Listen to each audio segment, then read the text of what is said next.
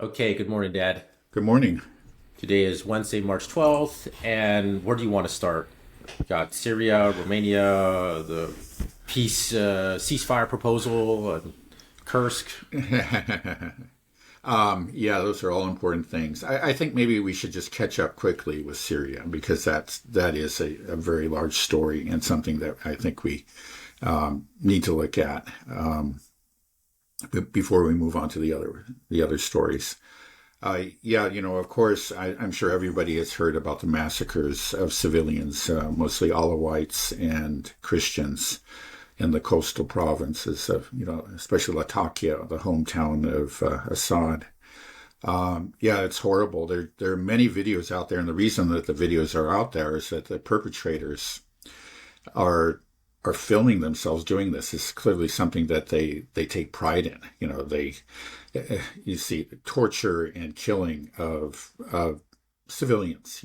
Often young people, even teenagers and women, entire families. It's a horrible, horrible. Uh, you could say an incipient genocide, and it's something, of course, that many of us had predicted. Now, it's to say, that there have been atrocities, many atrocities since the downfall of Assad, but it just picked up pace. And the reason was this a rebellion in the coastal provinces. There were some, probably primarily ex-soldiers, attacked military bases controlled by HTS in the area, and took them over. And the response that this invited was attack on civilians. You don't see any footage of them fighting soldiers. I'm sure there's some of it out there, but they responded by launching these massacres. And it's horrifying. I can't do justice to the horror that's going on there with anything I can say right here. The response from the world has been mixed. Let's put it that way. The Sunni monarchies in the area, Saudi Arabia and Qatar, for example, have actually expressed support for the HTS, which is really the Al Qaeda government there, and that's not too surprising.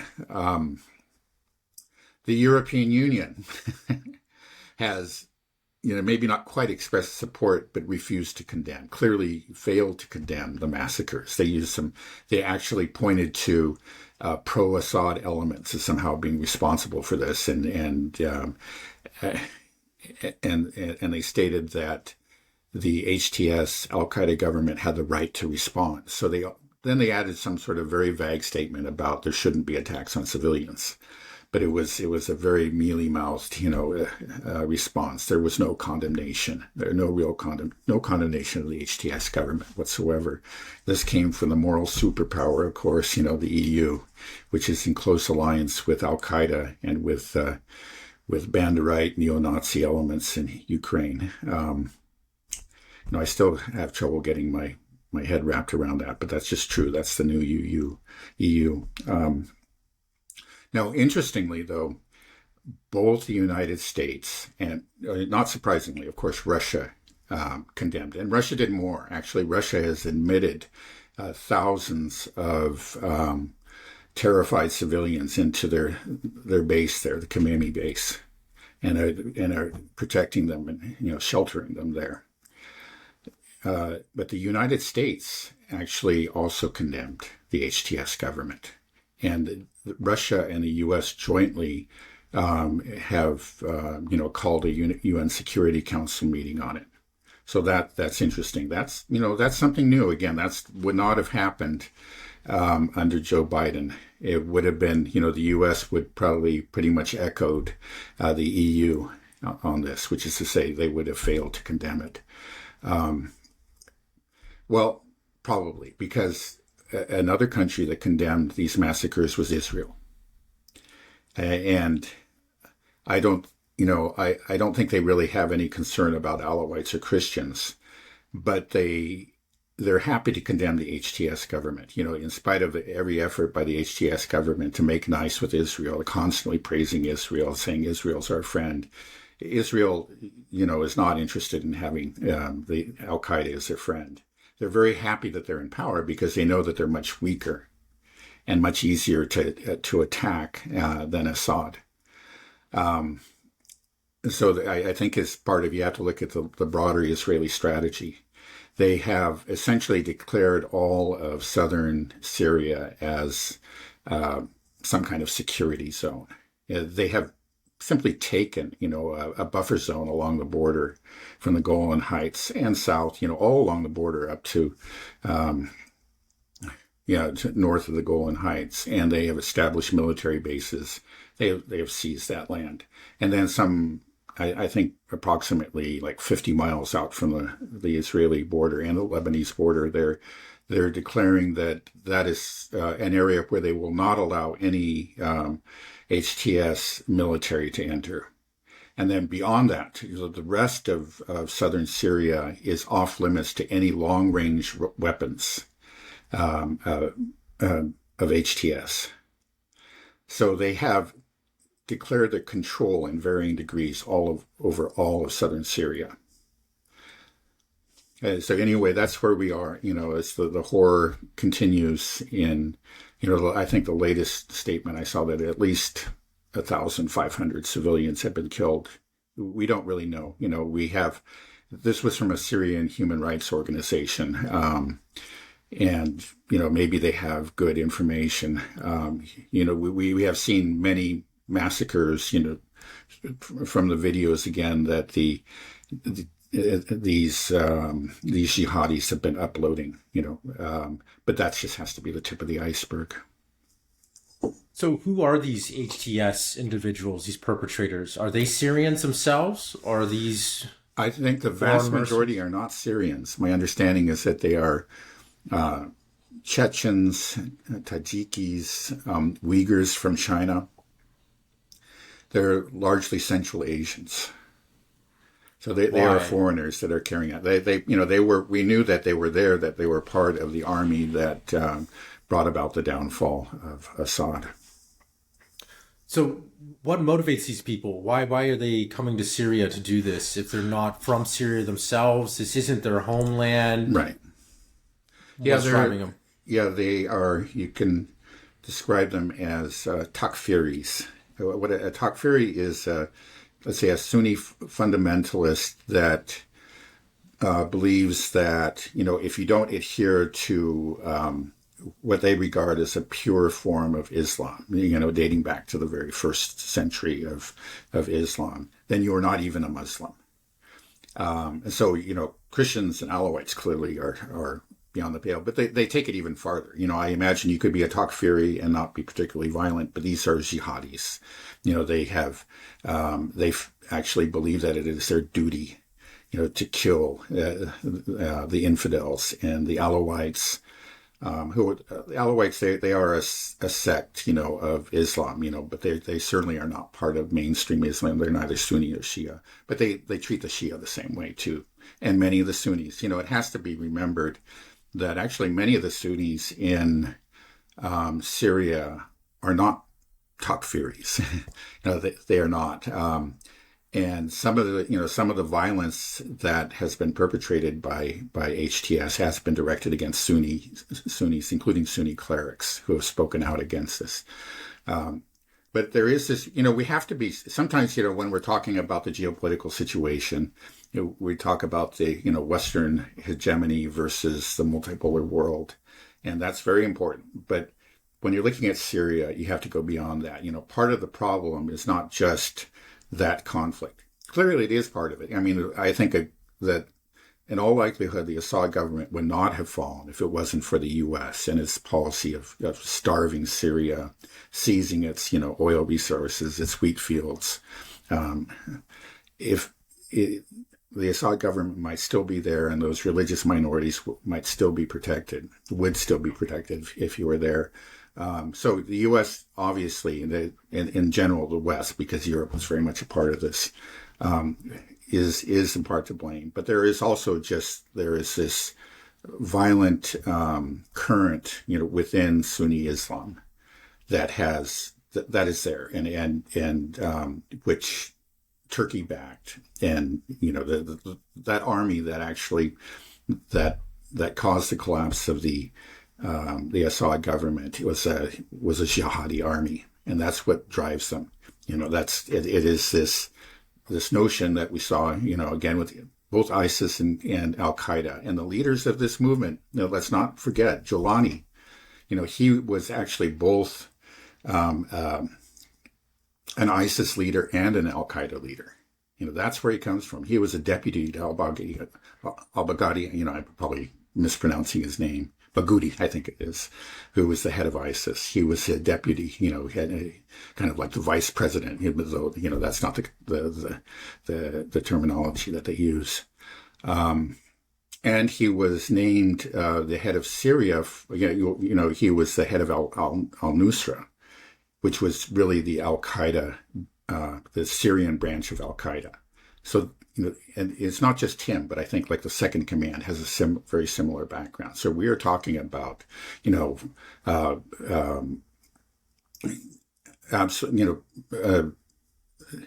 we are talking about jihadis without qualification, of the most violent and extreme sort. These are the people that run Syria. And they actually showed some restraint early on because I think they understood their need for international support. But just some, there have been a lot of massacres prior to the massacres in Latakia and the coastal areas. But now we're seeing more clearly, the true face of this government. So these Takfaris are people from Saudi Arabia, Qatar. You said that they are supporting HTS. Are they Takfaris as well? The ones that are supporting it. Yeah, because it is. This movement really springs from Saudi Arabia, is my understanding. The Wahhabi sect in Saudi Arabia, and so of course we got Bin Laden coming out of Saudi Arabia. Now not every Saudi Arabian is a Takfiri. Let's understand that. Much less every Sunni. Many. I think probably the great majority of Sunnis do not support this, but it does exist, and it does have. This movement does have support, considerable support in places like Saudi Arabia, and Turkey less so. But Turkey is kind of undergoing a transformation under Erdogan, because Erdogan, I think it's clear that he is not an open, Takfiri or Jihadi. He's too sophisticated for that. I think that he clearly favors them. This army that he put together was an army of jihadis, and I think he has that in my understanding. His family background has always been linked to them. So I think that he is, in essence, one of them, and under his rule, and because of the many refugees that flowed into Syria during the civil war in Syria, not into Syria, but rather into Turkey during the civil war in Syria. Many of those came from the northern provinces and were supporters of the jihadis, of the insurgency against Assad, and they have, their presence in Turkey has had an effect on Turkish politics and Turkish culture, Turkish religion. And it seems to be, I'm getting this from Professor Morandi from Iran, but that he has noticed a real change over the years. That it used to be like when he went to Turkey, he felt like, though there are Sunnis and he's Shia, there were both Sufis, which is a kind of an interpretation of Islam that you find both among Sunnis and Shias, and which emphasizes the mystical. And so he found that he had a lot of common ground, but he's noticed a difference, like there's a hardening, a trending away from Sufism towards the Takfiri point of view. It would be a mistake to say that Turkey is ruled by Takfiris or is a Takfiri society, but it seems to be trending in that direction, according to Professor Morandi. So what we're seeing in Syria, do you believe that this is just the beginning? Are we going to see a larger humanitarian crisis unfold, or is it going to we see a cessation? Well, how do you see this playing out? Well, I think there's a great danger of it. I mean, the only thing that, might put the brakes, and I think has put the brakes on, all out genocide in Syria is the concern about an international reaction. Now, you saw a very muted and actually really a non-reaction from Europe, so that had to be encouraging. But there was a condemnation from the U.S. and, of course, from Russia. I think that was expected by everybody. And he has to consider that. The sanctions, the economic sanctions haven't been lifted. So Al-Jawlani, or al-Shara, he's going by different names these days. The leader of the of Syria does have to, he seems to be, he's an intelligent man. He's clearly an extremist, a very violent man, a head chopper, but he understands the need to gain some kind of international support, for his own survival. So that, that may put the brakes on it. And but overall, it's a terrible, terrible situation. Now, in the south, the Israelis are taking control, direct control over part of the south and indirect control over the rest of it. And their strategy seems to be to actually, what you see them doing is to develop relationships with the Druze communities there and to use them as proxies. And this furthers, they can at least be, at best they can be proxies for them, can actually do the will of Israel. Now, if the Jews don't go that far, they can at least, Israel can build them up as a separate enclave and therefore bring about the Balkanization, begin the Balkanization of Syria. That's something that they've always favored. So if, a united Syria was a problem for them. It presented, was a focal point of the resistance. But if Syria can be Balkanized, so you have, this Druze enclave and that Druze enclave, and over there an Alawite enclave or a Shia enclave, that's a much weaker Syria, and they can, play them off against each other and maintain control. That's maybe the strategy that we're looking at in southern Syria, and then eventually, that. Again, there are Israelis that, when their notion of greater Israel actually extends all the way to Damascus. So this is, for them, it's a step in that direction. Eventually having direct control over all of southern Syria and even Damascus. Why is Europe failing to condemn what's happening in Syria? Well, they were so deeply invested in Assad is evil and Assad must go. It's kind of a problem. Okay, you finally got your wish. He's gone. And now are these horrible massacres. And I think rather than admit that they were wrong about this, they've got to look the other way and spin it. This is because, again, they're the moral superpower, and the moral superpower it's a moral superpower that's all about really fantasy. It's about narrative. And we got to maintain the narrative that we're always in the right. Mm-hmm. I know that's a very cynical interpretation, but I think it's correct. Were you kind of surprised to see that the U.S. was condemning Assad, or do you feel like because Tulsi Gabbard is now DNI that made a big difference? Yeah, I think potentially, right.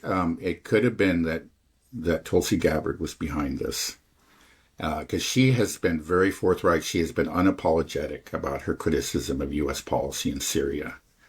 And she, like during the hearings, there's areas where she has abandoned, stepped back and compromised severely, like in the case of Israel. But on Syria, she hasn't, and she was very blunt and met the criticisms head on during the congressional hearing, where she was being considered for the DNI office. And so, I think that she's clearly had an impact and must have some support from Trump too, I think, Trump has always been unenthusiastic about the U.S. intervention in Syria. So I'm not entirely surprised by it, and I'm very pleased by it. That, again, that is a positive sign. That's good that that happened. Can Russia or the United States, or jointly Russia and the United States, that would be great to see, do anything to solve this humanitarian crisis? That's a tough one. I think they're talking about the hope is actually to get peacekeepers in there and to protect the civilian population, but without, we'll see. If the entire Security Council comes down, on the side of Russia and the U.S., then that may just force the hand of the HTS government. But you have the HTS government, maybe they don't amount to very much. They're very weak. They're very good at killing civilians, but they're actually a very weak force there. But you have Turkey, and Turkey, I think, does not want to see any international forces there. And in fact, I've heard that Turkey was rushing their troops to the area. I'm not accusing Turkey of participating in the massacres of civilians, but they're probably trying to retake the bases that were taken by the insurgents there. Well, isn't he the one that put al-Jilani in control of Syria? Yeah, Isn't he behind right. him? Yeah. So does that mean, does Erdogan control al-Jilani? I think he does. Yeah. And, I think it's probably near total control. He's almost completely dependent on al-Jilani's almost completely dependent on Erdogan. So if we want to change things, then the pressure should be put on Turkey, right? Should be put on Erdogan more than anybody, right? Because it's not, it sounds like al-Jilani is just this puppet of Erdogan, and Erdogan's playing this weird game. I don't know. Is his vision, his idea to recreate the Ottoman Empire? Is that what he's... Yeah, everyone suspects of him then, I think rightly. I think he wants to simply take at least part of Syria. And he has, in fact. I mean, there are parts of northern Syria that are under direct Turkish control, just, again, which is similar to what the Israelis have done in southern Syria. So that's what we see. I mean, largely is that northern Syria is falling under Turkish control, southern Syria is falling under Israeli control. Some of it, again, direct and, pretty much annexation, even if it's not official annexation, it's de facto annexation. And then a lot of it is indirect through proxies. And we're seeing that both, from the Israelis and from the Turks. Yeah, the problem with, Turkey's behind it. You say that we should be pressuring Turkey. The thing is that Turkey, Erdogan is very crafty, and he understands how he is, how important he is to both the West and to Russia. And so both the West and Russia have to tread carefully, when they're dealing with Turkey. That Turkey has some important cards to play. Like in the case of Russia, he has control over the Bosphorus. And he has been abiding by an agreement. I guess it's really an international treaty that keeps NATO war vessels out of the Black Sea. But he could decide just not to enforce that, for example. And the Russians are aware of that.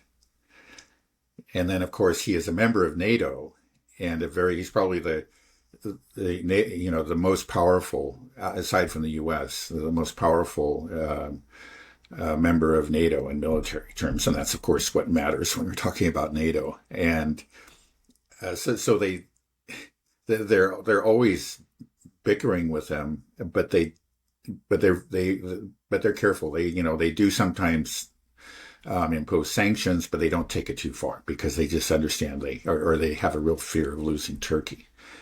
And so, unfortunately, I don't think that pressure will be applied on Turkey, any meaningful pressure. Okay, so it sounds like the outlook doesn't seem very good then for Syria, that it's likely... Oh, no, it's terrible. I don't even like to think about it. The whole thing is such a tragedy. My heart goes out to the Syrian people. What they've gone through is it's so horrible. And it just continues. Like when you think finally it's over, we've talked about that, then there's a collapse, and then everything goes from bad to worse. And it didn't have to happen. Again, you have to point to the jihadis themselves and the support they got from Turkey, but the West was also responsible, clearly was. they weakened Syria to the extent where it just didn't take much to bring about its collapse.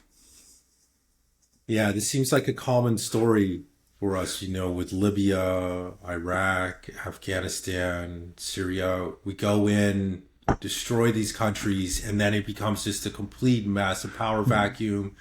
Extremists, jihadists come in, massacres, just hell on earth. And there's nothing we can do, nothing we do about it. It's quite infuriating just seeing it happen again and again and again play out. Millions and millions of people dead in the Middle East due to our intervention. Removing what we deem the bad guy. This hasn't worked out very well at all. I mean, there haven't been any successes in our interventions and our sanctions in the Middle East, have there? I can't think of any. Just in the since 2000, Iraq, that's been a total disaster.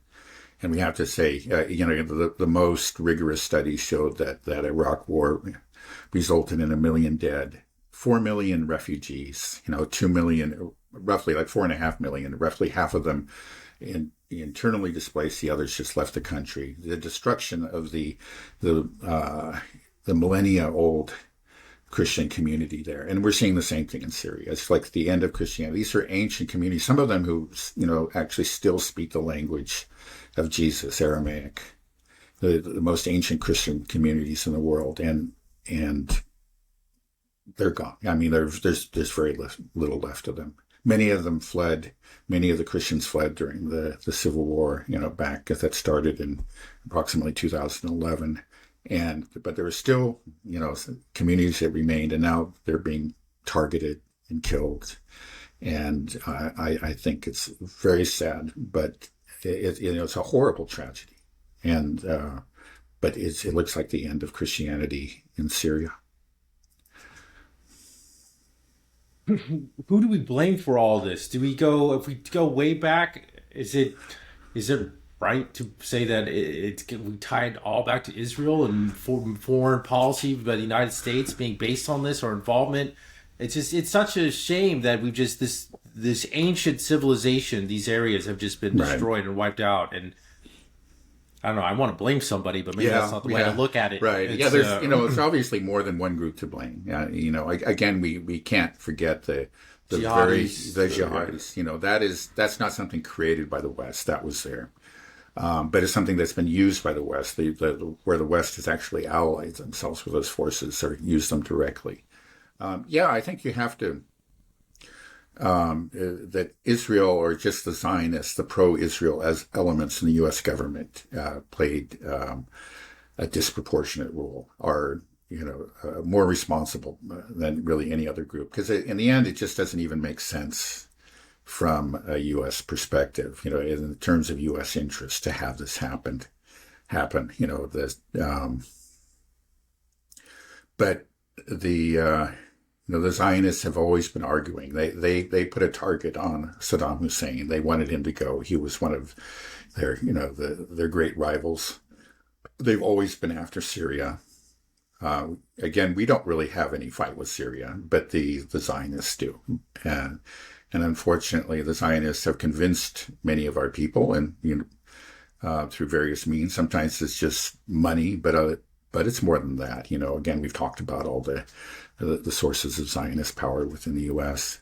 There's just no question that there is that is. I would say it's really the main driving force behind these regime operations that have resulted in such tragedies. I hope we can see the end of it. One of these days. Again, Lebanon hasn't collapsed entirely, but it's in a terrible state, and that's another one of those countries that have been targeted. Especially Hezbollah, in particular. Hezbollah is still there, but they have been weakened, and then the main target remains Iran. I mean, that's the one that's really kind of the great prize that Netanyahu and his people have been after for decades and decades. But I think that's one that they can't take, and if they really try to take it, it may, that's where they may finally find that they tried to bite off more than they can chew. Okay, well, let's see what happens. It's one of those things that's just always bubbling in the background with Iran and Israel. Right. So it's just you can forget about it, and then it just might erupt one of these days. Exactly. Yeah. Okay. Well, let's move over to Russia, Ukraine. So it was I think we said Riyadh, but they're actually in Jeddah. Jeddah. Yeah. That's right. Yeah. So as but from what I understand, Ukraine agreed to a 30-day peace ceasefire with Russia, and then Marco Rubio is going to present this to Russia. Do you think there's any chance of this actually happening? What are your thoughts on this? Well, I can't say there's no chance. I think it's highly unlikely. The Russians have stated again and again, in no uncertain terms that they're not going to accept a ceasefire, absent a larger a peace agreement. And there's no larger peace agreement here. It's just a ceasefire. All that the U.S. got out of Ukraine was an agreement to this 30-day ceasefire. Previously, Ukraine had agreed to the French proposal, Macron's proposal, to have, let's say, he called it an air and sea ceasefire, but to allow the fighting to continue on the ground. And this time, what the concession, if you want to call it, that the Ukrainians made was to agree to a ground ceasefire as well. That's all they agreed to. And they immediately got resumption of supplies and continuation of intelligence support. It's not really clear how much intelligence support had been cut off earlier, but I think there may have been at least a partial cutoff.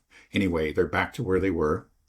They've agreed to this 30-day ceasefire, which makes a lot of sense from their point of view. I mean, I've been arguing, and I know others have been arguing for a while, that it really, from the Ukrainian point of view, it makes a great deal of sense to agree to a ceasefire, because they know that the Russians have stated again and again that they are not interested in a ceasefire. They've been criticized for being an obstacle to peace. The Ukrainians have been. But by agreeing to the ceasefire, they, as everybody has been saying, the ball is in the Russian court. And it's like, and then now if the Russians reject the ceasefire, then the Russians are the obstacle to peace. And, that's where we are. That's what was always going to happen. That's what I was saying earlier. So I think they finally, maybe because they got Zelensky out of there and the Americans applied this pressure, it wasn't that hard to convince the Ukrainians to do something that was eminently sensible from their point of view. Now, from the Russian point of view, it really doesn't make sense. Right. I mean, right now, with the collapse in Kursk, the severe lack of manpower, the cutoff of intelligence and military aid to Ukraine, if you're Russia, you might be looking at, it's over. We want a total surrender at this point, right? There's not much left that Ukraine can do. Do you think that that's what they will try to push for, that Russia will be more maximalist in its demands? Or is it possible that they could say, all right, we can work with this 30-day ceasefire, but with stipulations like demilitarization? Because obviously what they're concerned about is Ukraine rearming during this time and building up fortifications to just prolong the conflict even longer. So obviously Russia is not going to allow for that to happen. If there's some type of guarantee that won't happen, that they do demilitarize and they can create kind of a buffer zone, is that possible? Well, yeah, it's certainly possible. I think it's quite unlikely. Partly we've got to look at actually Ukrainian behavior both before and after the ceasefire agreement in Jeddah. On the morning that the ceasefire was agreed to, yesterday morning, just prior to the beginning of the negotiations in Jeddah, the Ukrainians launched the largest drone attack that they've carried out during the entire conflict, the conflict beginning 3 years ago. It was approximately 340 drones were launched at Russia. Now, it looks like virtually all of them were shot down, but all of them, were targeting civilian areas. One actually made it into Moscow and struck an apartment building. And then somewhere outside of Moscow, one came down, I think, in a parking lot of a food factory and killed, I think, 2 or 3 people, civilians. And, none of these drones were anywhere close to a military target. 6 were shot down, actually, like very close to the Kursk nuclear power plant. That's something that they've attacked in the past. So this, we have to say, this was on the morning again of the negotiations in Jeddah, and this was a wide-scale terrorist operation directed against Russia. I mean, that's the only way to describe it. When you're just going after civilian targets, there's no military purpose to this. It's just to kill civilians, to terrorize civilians. That's the very definition of terrorism. And then just after, and there were some really tragic attacks on civilians in the days leading up to the negotiations. For example, I think in Kherson, there was a market that was targeted and several people were killed. It was just a market. It was a Saturday, farmer's market, something like that. And the missile came down right in the middle of it and killed several civilians and injured many more. And then the day after the negotiations, which is to say today, last night, there was an attack on civilians in the Kursk region that, again, killed civilians. So these are all terrorist attacks. There's no military target. There's really no argument that you can make that there was a military target. This was pure terrorism. And they did it both before and after, immediately before and immediately after the negotiations. So the Russians looking at this, they would say, have these people changed? Are they actually interested in peace? Or is this just something, this is something clearly to their benefit. They get a continuation of supplies from the U.S. They're losing, and in fact, part of the front is collapsing as we speak in Kursk, right? And so, of course, it makes sense for them to agree to a temporary ceasefire. Okay, they can stabilize the lines. They can get another, 30 days of supplies coming in. They can build some fortifications, then go at it again. It's entirely to the benefit of the Ukrainians. Now, and, especially I think in Kursk, because there is a chance, we don't know exactly what the Russians intend to do. But as, the line has crumbled there, the Ukrainian soldiers are fleeing. Sucha has been taken. That was the only town of any size in the Kursk area that the Ukrainians had occupied. And so they're just a remainder, very close now to the Ukrainian border. And they seem to be almost without exception, just fleeing. So it's over. It's over in Kursk. Now the Russians are already into Sumy, which is the Ukrainian province right across the border. And many think that they just may continue. And, they have the advantage. There isn't any sort of, stable front there. They can keep on pushing. And so why at this moment, it makes every bit, lots of sense from the Ukrainian point of view. Let's right now call it, ceasefire, but it obviously doesn't make any sense from the Russian point of view. Right. It's just like getting that fatal blow, and they're like, time out. Stop. Yeah, right. Exactly. Right. So I think it's, again, the Russians have made it real clear they are not interested in a ceasefire. I think it's highly unlikely. I know there are Russians that are worried that the Russian government, that Putin will agree to one, because he's agreed to ceasefires in similar circumstances in the past. Way back, I think it was in 2015. There were many Ukrainians were surrounded, encircled. A situation similar to what we're seeing in Sucha, and at that time Merkel, rushed to Moscow, and Putin agreed to a ceasefire. He told the militia there, hey, let's I think we can work out a deal. Let's stop fighting. And that saved that portion of the Ukrainian army.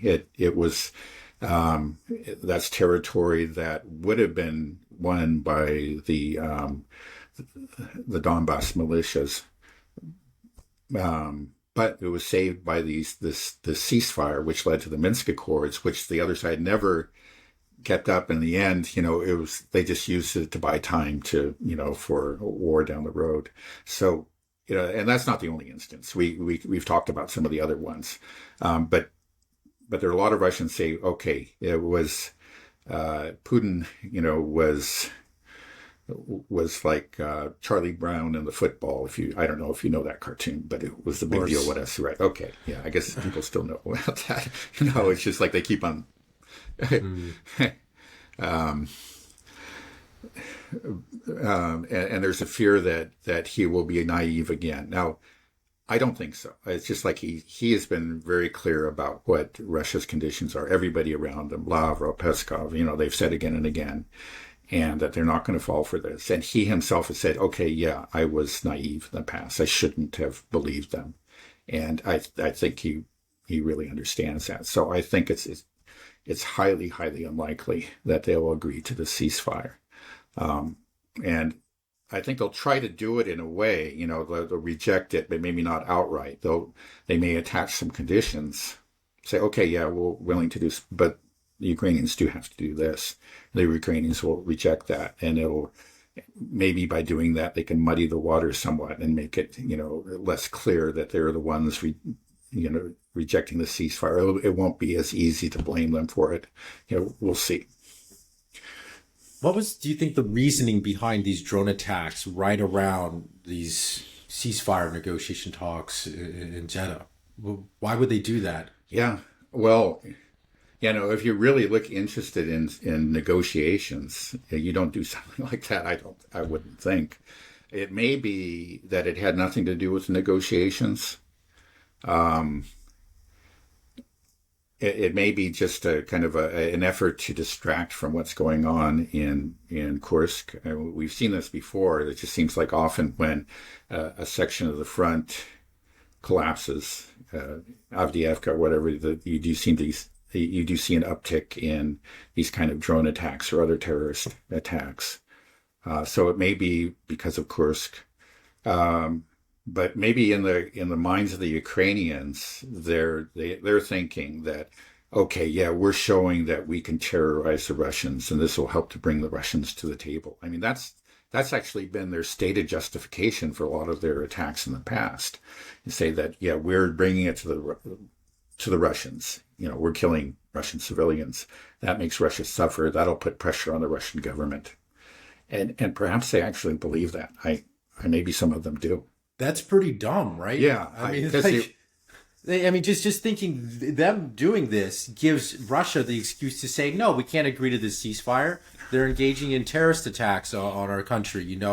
I feel like this will backfire on them, right? This will give ammunition to Russia to say, no, we're not going to agree to a ceasefire. This is just another reason why we can't, because of these terrorist attacks. Yeah. Don't you agree? No, I think that's true. I mean, the effect of these different attacks and of the Kursk incursion itself has always been to actually unite the Russians and to increase support for the military effort there, which is not surprising. But either again, the Ukrainians are just so blinded. I think they're really just so blinded by their hatred of the Russians that I think some of them, like Budanov, and he said this outright. I mean, he just takes pleasure in killing Russians. He just wants to kill Russians wherever they are, and that's part of what drives these attacks. You say, well, we can't defeat them on the battlefield, but we can kill Russians in parking lots and in marketplaces. Are his grandparents living in Russia or something like this? Isn't Budanov? I don't know. I think that's true of Syrsky. Okay, maybe that's what I was thinking. Right. And yeah, his family, he comes from Russia. That's the amazing thing. But his family is basically disowned him back in Russia. His parents and his other near relatives. Well, do you feel like this is at least an encouraging first step that the Ukrainians agreed to the ceasefire and Marco Rubio is going over? Like, where diplomacy has been engaged. They seem like a sea apart, miles apart, but that's how you start, right? And then... I don't think it's encouraging. I think actually it's the opposite. I was more hopeful before this than after this. The Americans didn't really get anything out of them. Here, they really twisted their arm with the cut-off supplies. And this is all they got was this 30-day ceasefire that clearly was to the advantage of the Ukrainians, and which the Russians had said again and again, we're not doing. It makes you think that they really haven't been listening to the Russians, and that maybe, that this is all about show and for domestic consumption. It's just that Trump can say, hey, look, I will try to work out a peace deal, but the Russians didn't do it. Now I'm a tough guy and I'm going to send, even more arms to Ukraine. I don't think so. I don't think so. Right? Well, it's hard to tell with Trump. I mean, I'm not saying that entirely, but there is a part of him that is just the showman, and he wants to have something like some sort of trophy to show his supporters, some sort of evidence that he is, that he is the peacemaker, but also the tough guy, and he can do both of those. But I agree that I think he actually really does want peace in Ukraine. I just don't know how thorough his understanding of the situation really is. We get contradictory statements, and I think we have a tendency on our side to seize on those ones that are, that are encouraging. But then, sometimes we forget about the next day, he walks it back or says something contradictory. And so, like all along, he and his people, they've said some very encouraging things and some very truthful things that haven't been said by high-ranking government officials for a long time. And I think that's all very important, and I have to acknowledge that. But then you also get talk about, slapping new sanctions on Russia and so on and so forth. So sometimes it's really hard to know how serious they are. We'll find out, because I think there's no question that this is going to fail. Now, hopefully they'll go back, the Americans say, okay, we got to go farther. We got to push the Ukrainians farther. If they simply, I don't think that the alternative to doing that actually is to actually make another push, is to actually just go back to the Biden way of doing things. We'll just keep on supplying Ukraine and hoping that that'll put pressure on Russia somehow to, strengthen Ukraine, weaken Russia, and then the Russians will have to accept, our terms, or at least some of them. That was the Biden strategy, if you want to call it, and it was clearly a failure. Is that what they're going to go back to? It seems like these people are, seem to be wise to that. So maybe again, if the Russians reject the ceasefire offer, and I think they will, maybe they'll do it by just attaching a condition which can't be met. Then hopefully it's just that Rubio and the rest of them will huddle and say, okay, well, that didn't work. And probably there were some people within the State Department say, hey, that's not going to work. And they'll gain credibility and say, this is what you have to do. You actually have to listen to the Russians. We can hope for that. Yeah, I think you're being too cynical. I think Trump clearly knows that it's a losing proposition, Ukraine. He wants to get it out. He can blame it on Biden. I don't see him going back and, rearming Ukraine, and that this was just kind of, he says things like sanctions and, the mineral deal. But to be honest, these things to me, I think are all just kind of fugazi, just distractions, smoke screens. I think that this conflict is going to be ended. There's a lot of encouraging signs, and I think it's just set within the Trump administration. He wants to get out, and when he know that you need to get out as a business deal, it's like, how do we do it? We just got to cut, and then, this is just the first round. This is what the Ukrainians, they've agreed to something. They know that the Russians aren't going to take it, but at least they started the process. You know what I mean? You need to start that to present something, because if it just maximalist nothing at all, then it's never going to go anywhere. So I think I'm more optimistic personally. Yeah, I'm less optimistic. Look, I'll be honest. It's very difficult to read Trump's mind. I don't think anybody really can. I mean, he has said some great things, and many of the people that he has appointed have actually said things that have never been said before, truths that have never been uttered, by government officials. And that's wonderful. I have to acknowledge that. Those are real breakthroughs, talking about the UN security vote. And the fact that Tulsi Gabbard actually is the DNI, that's amazing. I mean, she was actually on a no-fly list just a few months ago for it being a danger to the U.S. government. To get somebody like that actually into an important position is amazing. I'll have to admit all that. I do. The pluses are real. The encouraging signs are real. But then Trump himself, sometimes I have to wonder about this guy. I mean, he does, for example, to seem to be really serious about making Canada the 51st state. And these tariffs that are being slapped on, it just seems like, yeah, I'm going to apply the stick, force the Canadians into this. That, to be honest, that just really seems nutty to me. And then with Gaza, we had the talk about just ethnically cleansing. I don't know if you saw it, but he produced a video which he showed on Truth Social where, there's this gold statue of Trump and there's transgender Palestinians and I don't think he was looking at it that closely, to be honest, to see but the fact is that there it was. I mean, the gold statue, I'm sure he noticed that. Again, that's you kind of looking like, I don't know about this guy. I have to wonder, but at the same time, I do acknowledge the real breakthroughs that have been made. It's just that I don't have the real, I can't have the confidence in him because there is part of him that's just so erratic and frankly, kind of nutty that I just don't know. But yeah, I admit that real progress has been made. I would just feel much more confident if we had people like Putin and Lavrov on our side who clearly know what's going on, who just are very rational and have a command of the facts and, and they say what they mean. And, maybe we'll get there. Again, we've gone farther than I thought we ever would. I have to admit that, but I just don't have the confidence that he can carry it through. At the same time, I do have a bit of hope. I'll admit it.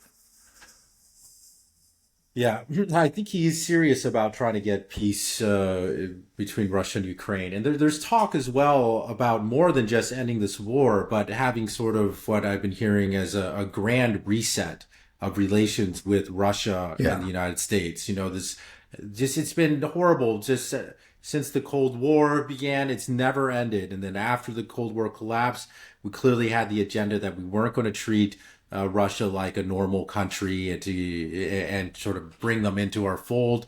It was expand NATO, try to break up Russia. That was the neocon goal. And we convinced all of Europe to go along with it. And it seems like Trump is not a neocon and that there is this talk about really doing a big reset. And I think Trump may like the idea of being, the guy that solved this huge problem with China, Russia, and the United States. And we can all live on this globe with respect, mutual respect for each other. Right. So I do you believe that there is work towards this big grand reset, that we can achieve that? Well, I have my doubts that we can achieve it, as I've said many times. But I do believe that is a desire of his. And that's really actually what the Russians are demanding. They're saying that, we can't talk about ceasefires, whatever. We have to look at the larger situation, the security architecture, as they say, for all of Europe. That's what we have to negotiate.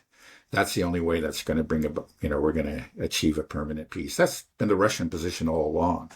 And I think that there is a desire on the part of Trump and others to actually achieve the same goal. So it's just a question of, again, political forces within the U.S. and just the, kind of the inconsistency and unpredictability of Trump himself that just makes me wonder whether or not we can get to that goal.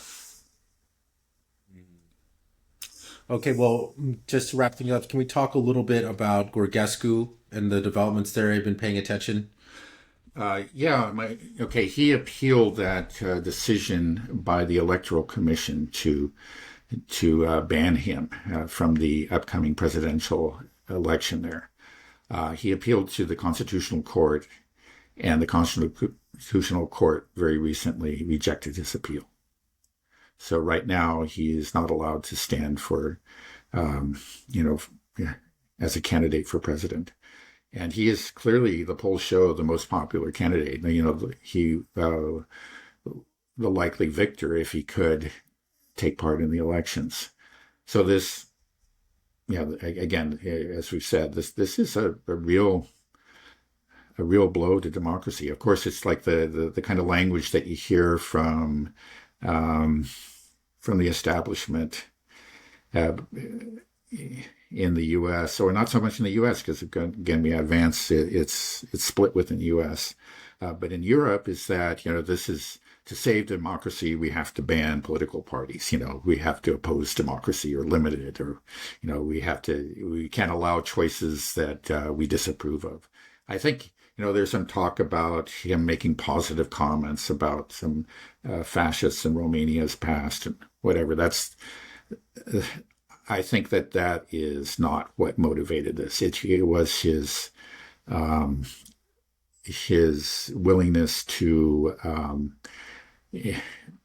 talk to the Russians, to support a peace settlement, to really take the route that we've seen Orban and Fico take. And I think that they saw Romania was a very important kind of frontline state for them, and they couldn't let this happen. It's interesting. I think it needs to be pointed out that he's not the only candidate to have been banned. Earlier on, back in October, there was a woman who was, very friendly towards Russia. Again, she was putting herself forward as a candidate for the presidential elections, and she was banned. So it's clear. I think, it's forces within Romania, but almost certainly supported by the European Commission. Okay, that was going to be my question. Like, what is this power that is banning these candidates? Where is that coming from? Yeah, largely it's the establishment, and the establishment is headquartered in Brussels. So are they taking, the people in the European, like the presidential commission or whatever it was in Romania that made this ban, are they taking their orders from, did they get a memo telling something? Well, they may very well have. We don't know. We can only speculate.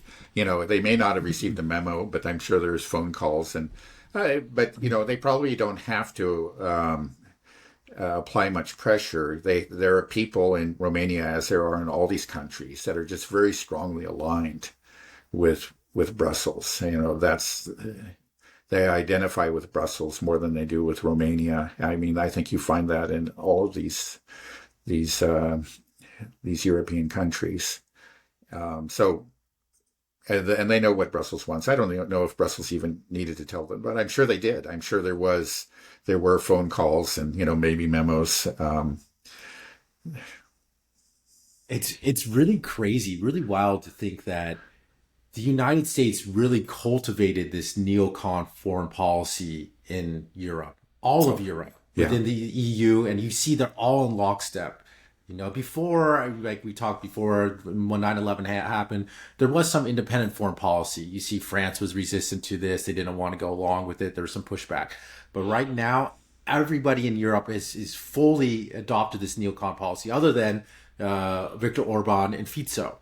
And then the crazy thing is that the United States under Trump, is saying we're rejecting this neocon policy, but the neocon policy is the United States. Without the United States, neocon ideology can't really exist. It has to have the power of the United States. So it's gone, but this power in Brussels is carrying on this neocon ideology that, for all intents and purposes, is dead now that the United States is turning away from it, right?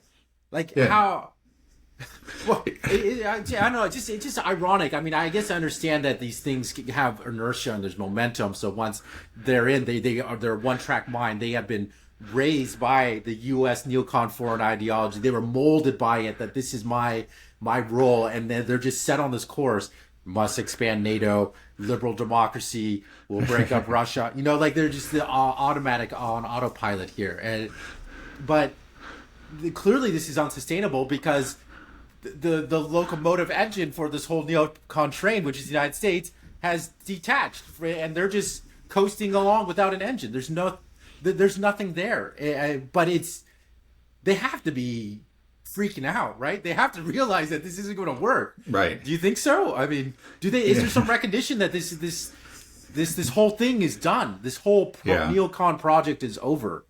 Well, First of all, you're right. It's just an extraordinary state of affairs, and it's it's comical. If it would be funny if the consequences weren't so deadly serious. Yeah, again, it was the Europeans that were resistant. They were dragged into this, but now they've become,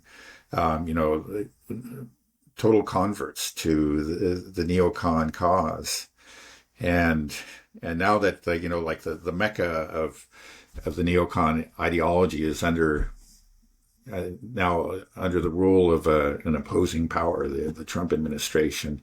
They have remained the converts. Well, we'll stay true to the cause, even though the people that converted us to this, they're gone. I think it must be, first of all, though, emphasized that they're not gone for good, or we don't know that they're gone for good. Let's put it that way. The neocons are still there in the U.S., and they're looking for a way to come back, and they may come back. They may come back in a future Democratic administration, but they also might, they may end up getting their way under Trump, or as part of it. Right now, it seems like for example, the Europeans are very, very happy about the recent development, the ceasefire that was agreed to by Ukraine. They're very pleased about that, and every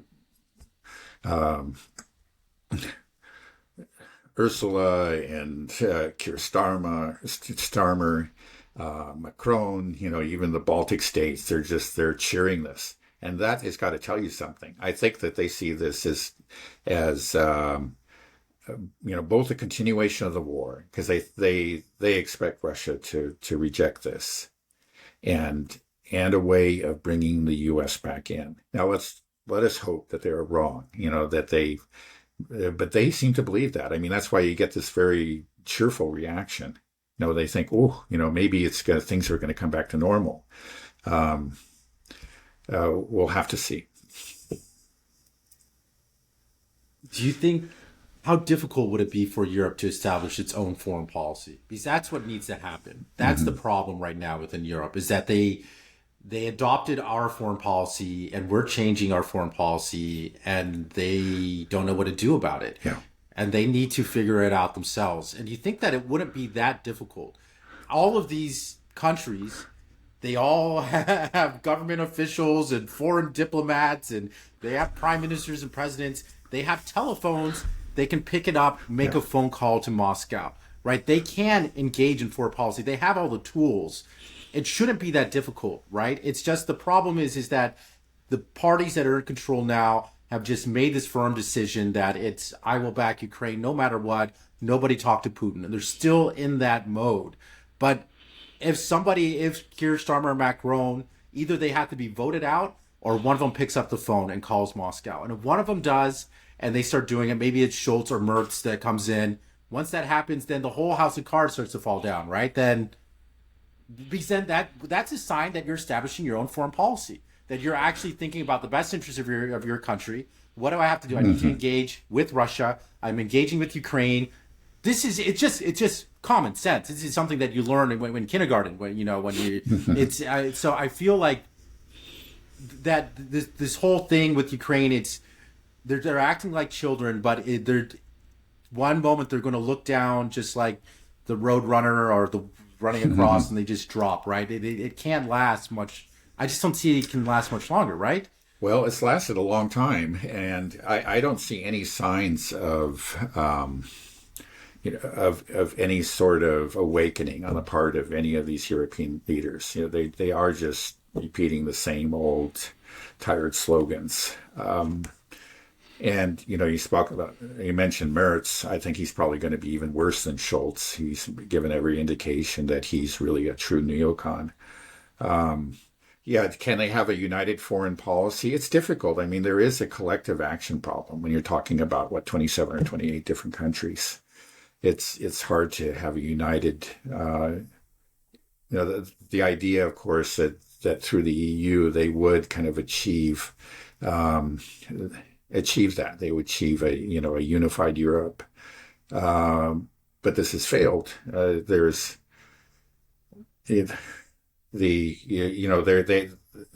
decisions depend on total consensus, so that every member country has to agree to some sort of policy decision that's made, especially with respect to foreign policy. And Viktor Orban and, Fico, they can torpedo these. So to be honest, like in the past, they have threatened to, but then always they've backed down. I think it's after they achieve some kind of concession. Now, a larger, but this also extends to the military. If you're going to be a real power, you have to have military power. And I think that's actually going to be very difficult for the Europeans to achieve, the plan that Ursula von der Leyen put forward, the $800 billion credit, basically, is just we'll offer loans to any European country. That's really not a plan. And I think they're going to always be at a disadvantage on the world stage. They were able to stand on or at least sit on the shoulders of the U.S. through NATO. And if that's pulled out from them, they become not a backwater of the world, but they're going to be one of the lesser powers. They're going to be overshadowed by Russia, China, and the U.S. And I think that there's just no two ways about it. You can look at their total population, but it's a divided population, like 325 million. That's twice the population of Russia, and equal approximately to the population of the U.S. And a great deal of GDP. Again, we have our questions about the usefulness of GDP or even purchasing power parity and and as a means of describing real industrial power. But it does add up to a lot. The thing is, that's kind of a funny figure. Talk about 325 million, but that's not all in one country. It's not one country. They're divided. There's been an effort, I think, to erase national identities, but but I don't think you can. And again, Germans are Germans, French are French. They have different interests. They have different ways of looking at the world. And I don't think it's possible to really bring them together and to make them a true rival to the other great powers of the world. Okay. All right. Well, let's end it there, Leon. Okay. Have a good rest of your day. You too.